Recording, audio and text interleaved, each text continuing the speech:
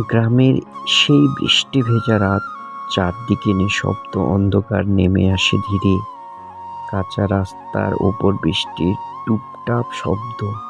আমি বাইক নিয়ে একা এগিয়ে যাই নীরবে ঘিরে। দুপাশে ধানের ক্ষেত, বৃষ্টিতে মাথা নত করে দুলছে হাওয়ায়। ভেজা মাটির গন্ধে মনটা ভরে ওঠে। প্রকৃতি যেন আমায় নিজের করে নেয় ছোঁয়ায়।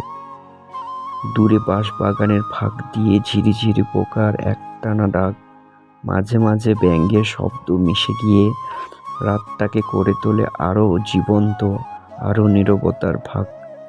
হেলমেটের আলোয় ভেজা পথ চকচক করে, কাদা ছিটে যায় চাকার ঘূর্ণিতে। তবুও থামি না, কারণ এই পথেই লুকিয়ে আছে আমার নিজের গন্তব্য, নিজের সত্তার অনুভূতিতে।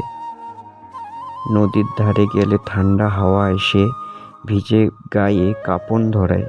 জলের ঢেউ আর বৃষ্টি ফোঁটার মিশ্রণে মনে হয় প্রকৃতি গান গেয়েই যায়।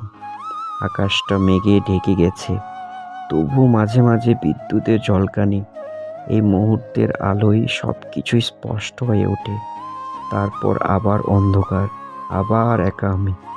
গ্রামের কাঁচা ঘরের জানালায় মৃদু আলো জ্বলে, দেখি দূরে, মনে হয় কেউ আছে, তবু নেই। এই একাকিত্বটাই যেন আজ আমার সঙ্গী হয়ে ঘুরে।